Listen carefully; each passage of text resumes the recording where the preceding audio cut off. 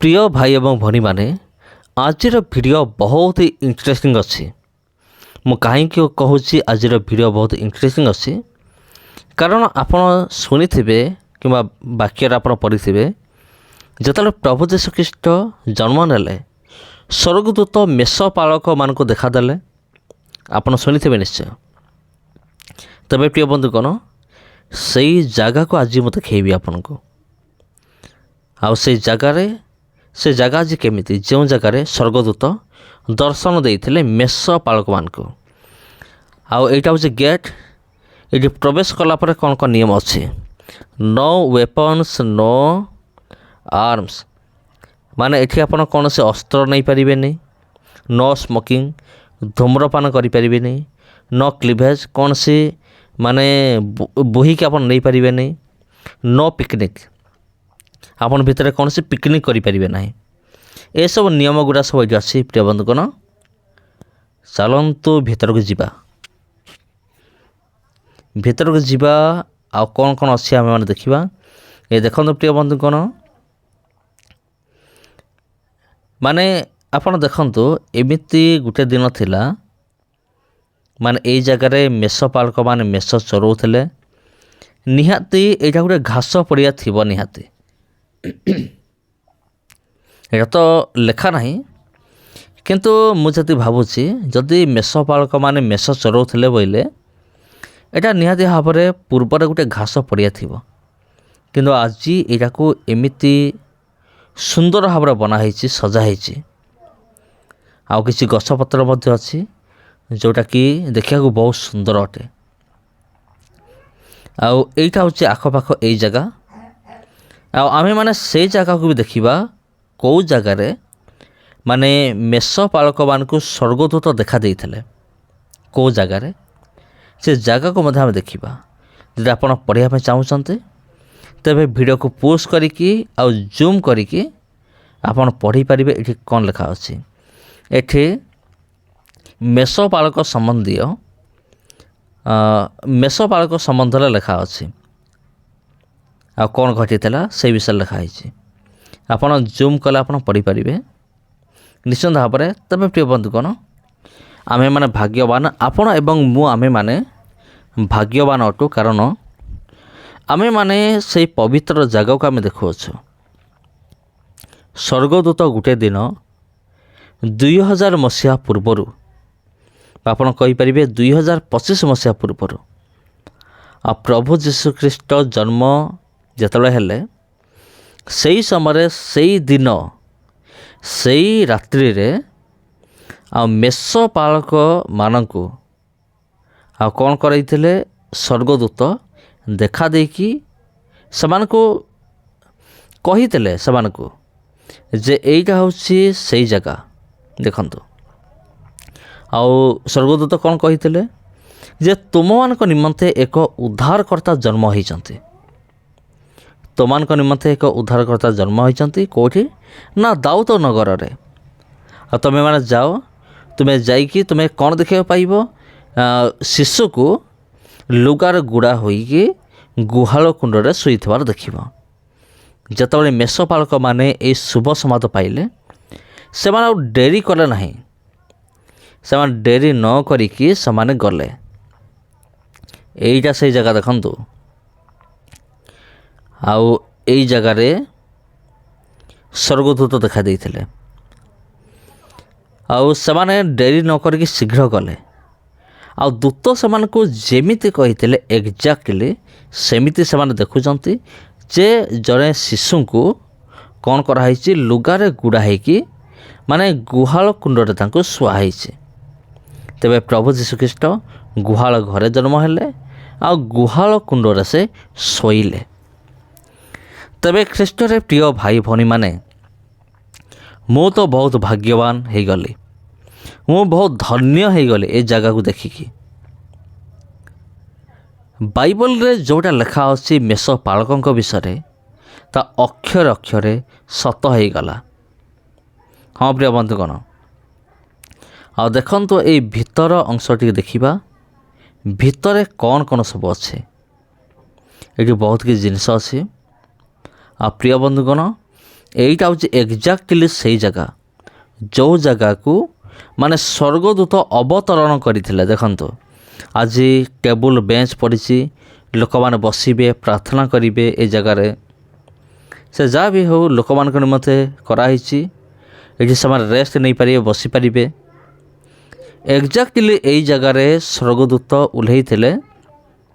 ଆଜି ଏଇ ଜାଗାରେ ଗୋଟେ ଘର କରିଦିଆହେଇଛି।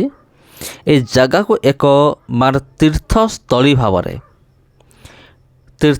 ଭାବରେ କରିଦିଆହେଇଛି ଏ ଜାଗାକୁ।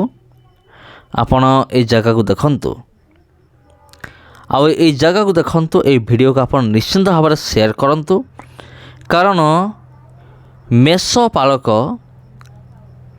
ଦର୍ଶନ ପାଇଲେ ସ୍ୱର୍ଗଦୂତଙ୍କର। ସେମାନେ ଦୌଡ଼ିକି ପଳେଇ ଆସିଲେ ଆଉ ଯୀଶୁଙ୍କୁ ଦେଖା କରିବା ପାଇଁ। ମାନେ ଦେଖନ୍ତୁ ଏଇ ଜାଗାରୁ ମେଷପାଳକମାନେ ସେମାନେ ଯାଇଥିଲେ ଯୀଶୁଙ୍କୁ ଭେଟିବା ପାଇଁ। ଏଇ ଜାଗାରୁ ସେମାନେ କେଉଁ ଜାଗାକୁ ଗଲେ? ବେଥଲିମ୍କୁ ଗଲେ, ଗୁହାଳ ଘରକୁ ଗଲେ। ଆଉ ସେଠି ଦେଖୁଛନ୍ତି ପ୍ରଭୁ ଯୀଶୁଖ୍ରୀଷ୍ଟ ଶିଶୁ ବେଶରେ, ଶିଶୁ ଯୀଶୁ କେଉଁଠି ଶୋଇଛନ୍ତି? ଏକ ଗୁହାଳ କୁଣ୍ଡରେ ସେ ଶୋଇଛନ୍ତି। ଆଉ ଗୁହାଳ ଘରେ ତାଙ୍କର ଜନ୍ମ ହୋଇଥିଲା। ତେବେ ଖ୍ରୀଷ୍ଟରେ ପ୍ରିୟ ଭାଇ ଭଉଣୀମାନେ, ପ୍ରଭୁ ଯୀଶୁଖ୍ରୀଷ୍ଟ ଯେ ଡିସେମ୍ବର 25ରେ ଜନ୍ମ ହୋଇଥିଲେ ତାର ତ କୌଣସି ବାଇବେଲରେ ପ୍ରମାଣ ନାହିଁ। କିନ୍ତୁ ପ୍ରଭୁ ଯୀଶୁଖ୍ରୀଷ୍ଟ ଯେ ଜନ୍ମ ହୋଇଥିଲେ ଏଇଟା କିନ୍ତୁ ଅକ୍ଷର ଅକ୍ଷର ସତ୍ୟ। ସେ କେଉଁ ଡେଟ୍ରେ ଜନ୍ମ ହୋଇଥିଲେ ସେ ଡେଟ୍ ତ ବାଇବେଲ ଲେଖା ନାହିଁ। କିନ୍ତୁ ପ୍ରଭୁ ଯୀଶୁଖ୍ରୀଷ୍ଟ ଯେ ଜନ୍ମ ହୋଇଥିଲେ ଏଇଟା ସତ୍ୟ ଅଟେ, ଯେଉଁଟାକି ଆପଣ ଏବଂ ମୁଁ ଆମେମାନେ ଜାଣିବା ଦରକାର, ଆମେମାନେ ବୁଝିବା ଦରକାର। ତେବେ ଆଜି ଏ ସ୍ଥାନକୁ କିଭଳି ଭାବରେ ସଜାସଜି କରାହେଇଛି, ମାନେ ଡେକୋରେସନ୍ କରାହେଇଛି ଏ ଜାଗାକୁ ଆପଣ ଟିକେ ଦେଖନ୍ତୁ। ଏ ଜାଗାକୁ ଦେଖନ୍ତୁ, ଏ ଜାଗାକୁ କିଭଳି ଡେକୋରେଟ୍ କରାହେଇଛି, ମାନେ ସଜା ହେଇଛି। ଯେମିତି ଆପଣ ଦେଖିଥିବେ ବିଭିନ୍ନ ବାହାଘରରେ କିମ୍ବା ଜନ୍ମଦିନରେ କେମିତି ସଜାସଜି ହେଇଥାଏ ଘରଗୁଡ଼ିକ। ତେବେ ଆଜିର এই ଭିଡ଼ିଓରେ ଆମେ ଦେଖୁଛୁ କେମିତି এই ଜାଗାକୁ ସଜା ହେଇଛି। ଏଠି ବେଞ୍ଚ ଅଛି, ଟେବୁଲ୍ ଅଛି। ହୁଏତ এই ଜାଗାରେ ଉପାସନା ମଧ୍ୟ ହେଉଥିବ। ସେଇଟା ମୁଁ ଆପଣଙ୍କୁ ଗ୍ୟାରେଣ୍ଟି ଦେଇପାରିବି ନାହିଁ। এই ସ୍ଥାନରେ ଯେମିତି ଚର୍ଚ୍ଚ ଭିତରେ ଉପାସନା ହୁଏ ସେମିତି এই ଜାଗାରେ ହୁଏ କି ନାହିଁ ସେଇଟା ମୁଁ ଆପଣଙ୍କୁ ଗ୍ୟାରେଣ୍ଟି ଦେଇପାରିବି ନାହିଁ। କିନ୍ତୁ ଗୋଟେ ବିଷୟ ମୁଁ ଗ୍ୟାରେଣ୍ଟି ଦେଇପାରିବି ଯେ এই ଜାଗାରେ ଲୋକମାନେ ଆସିକି ସେମାନେ ରେଷ୍ଟ ନିଅନ୍ତି, এই ଜାଗାରେ ବସା ଉଠା ମଧ୍ୟ କରନ୍ତି। ତେବେ ଖ୍ରୀଷ୍ଟରେ ପ୍ରିୟ ଭାଇ ଭଉଣୀମାନେ, ଯେମିତି ଆପଣ ଜାଣିଲେ ଅନେକ ଗୁଡ଼ିଏ କଟକଣା ଅଛି এই ଜାଗାରେ, ଆପଣ କରିପାରିବେ ନାହିଁ। ତଥାପି এই ଜାଗା ଭଲ ଲାଗେ।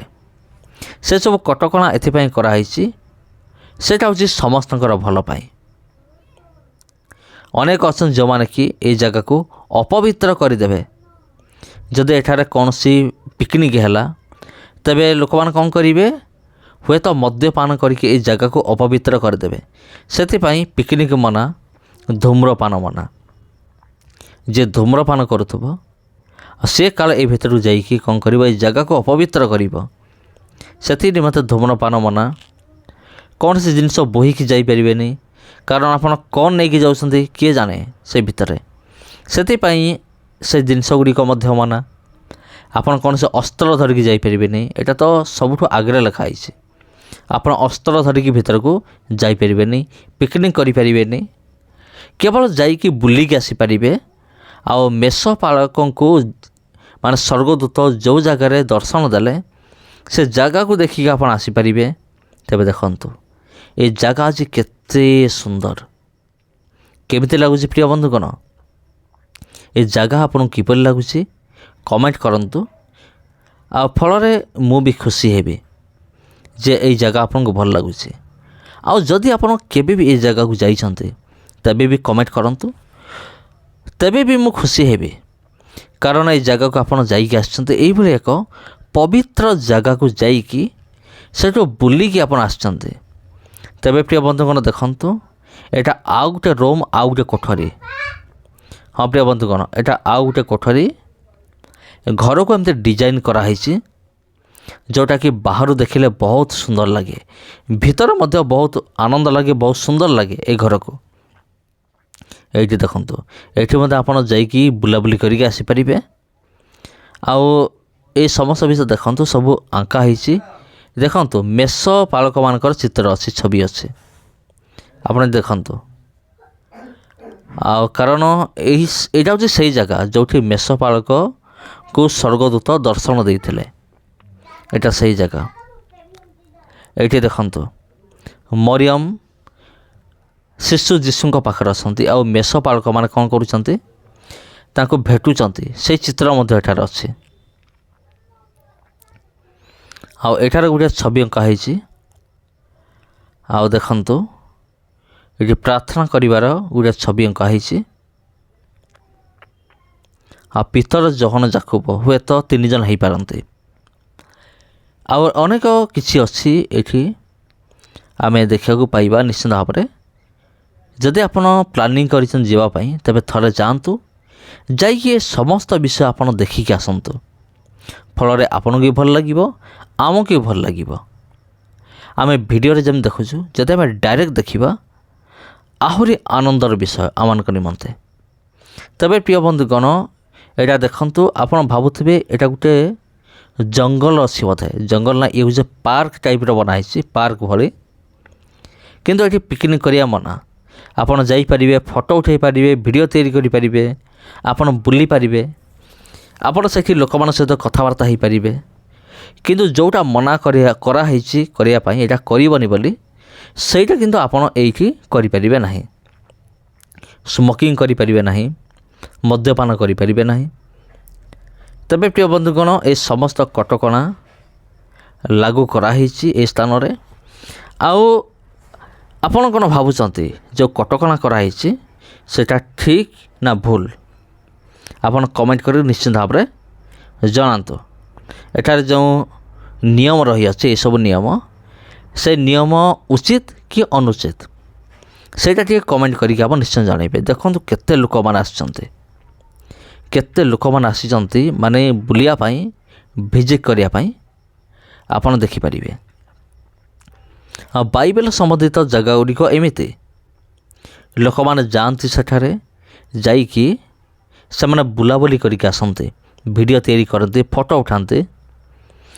ତେବେ ଖ୍ରୀଷ୍ଟରେ ପ୍ରିୟ ଭାଇ ଭଉଣୀମାନେ, ଯଦି ଆପଣ ଯିବା ପାଇଁ ଚାହୁଁଛନ୍ତି, ତେବେ ଆମେ ପ୍ରାର୍ଥନା କରୁଛୁ ଆପଣଙ୍କ ନିମନ୍ତେ, ପରମେଶ୍ୱର ଆପଣଙ୍କୁ ରାସ୍ତା ଦେଖନ୍ତୁ, ଆଉ ପ୍ରଭୁ ଆପଣଙ୍କୁ ସାହାଯ୍ୟ କରନ୍ତୁ, ଆର୍ଥିକ ସ୍ଥିତି ମଜବୁତ କରନ୍ତୁ, ଯେପରି ଆପଣ ଯାଇକି ଆସିପାରିବେ। ଯଦି ଆପଣ ସେଠାକୁ ଯାଉଛନ୍ତି, କେବଳ 1 କି 2 ଦିନରେ ଆପଣ ଆସନ୍ତୁ ନାହିଁ। ଆପଣ କମ୍ ସେ କମ୍ 15-20 ଦିନ ପ୍ଲାନିଂ କରିକି ଯାଆନ୍ତୁ। ଡେଲି ଗୋଟେ ଜାଗା ଭିଜିଟ୍ କରନ୍ତୁ ଡେଲି। ଯେମିତିକି ଜର୍ଦ୍ଦନ ନଦୀ ହେଲା, କାହ୍ନା ନଗର ହେଲା, ଗାଲିଲି ସମୁଦ୍ର କୂଳ, ପ୍ରଭୁ ଯୀଶୁଖ୍ରୀଷ୍ଟଙ୍କର କବର, ଗେଥସେମନି ବଗିଚା, ଇଏ ହେଉଛି ଗୋଟେ ଜାଗା। ମେଷପାଳକ ଯେଉଁଠି ଦର୍ଶନ ପାଇଥିଲେ ପ୍ରଭୁ ଯୀଶୁଖ୍ରୀଷ୍ଟଙ୍କର, ସେଇ ଜାଗା। ଏ ସମସ୍ତ ଜାଗା ଏକାଥରେ ଆପଣ ବୁଲିକି ଆସନ୍ତୁ। କମ୍ ସେ କମ୍ 15-20 ଦିନ ପ୍ଲାନିଂ କରିକି ଆପଣ ଯାଆନ୍ତୁ। ତେବେ ପ୍ରିୟ ବନ୍ଧୁଗଣ, ସମସ୍ତଙ୍କୁ ପ୍ରଭୁ ଯୀଶୁଖ୍ରୀଷ୍ଟଙ୍କର ମଧୁମୟ ନାମରେ ମୋର ଆନ୍ତରିକ ନମସ୍କାର। ତେବେ ପ୍ରିୟ ବନ୍ଧୁଗଣ, ଭିଡ଼ିଓ କେମିତି ଲାଗୁଛି କମେଣ୍ଟ କରନ୍ତୁ। ଏଠି ଦେଖନ୍ତୁ ବିଭିନ୍ନ ପ୍ରକାର ମୂର୍ତ୍ତି ଗୁଡ଼ିକ ରଖାହେଇଛି। ଅବଶ୍ୟ ମୁଁ ମୂର୍ତ୍ତି ପୂଜାର ବିରୋଧ କରେ, ମୁଁ ମୂର୍ତ୍ତି ପୂଜାକୁ ସମର୍ଥନ କରେ ନାହିଁ। ଯଦି ଆପଣ ଏଇଠୁ କୌଣସି ବିଷୟ କିଣନ୍ତି, ଯଦି ଆପଣ କିଣିବେ, ତେବେ ଘରେ ନେଇକି ରଖନ୍ତୁ, ଘରର ଶୋ ପାଇଁ, ସୌନ୍ଦର୍ଯ୍ୟ ପାଇଁ ହିଁ ନେଇକି ଯାଆନ୍ତୁ। ସମସ୍ତଙ୍କୁ ନମସ୍କାର ପ୍ରିୟ ବନ୍ଧୁଗଣ। ଭିଡ଼ିଓ ଭଲ ଲାଗିଥିଲେ ଭିଡ଼ିଓକୁ ସେୟାର କରନ୍ତୁ। ଆଉ ଯଦି ଆପଣ ଏହି ଚ୍ୟାନେଲକୁ ପ୍ରଥମ ଥର ପାଇଁ ଭିଜିଟ୍ କରୁଛନ୍ତି, ଚ୍ୟାନେଲକୁ ସବସ୍କ୍ରାଇବ୍ କରି ରଖନ୍ତୁ। ସମସ୍ତଙ୍କୁ ନମସ୍କାର। ପୁଣି ଭେଟ ହେବା ଆପଣଙ୍କ ସହିତ ଆଉ ଗୋଟେ ଭିଡ଼ିଓରେ। ନମସ୍କାର।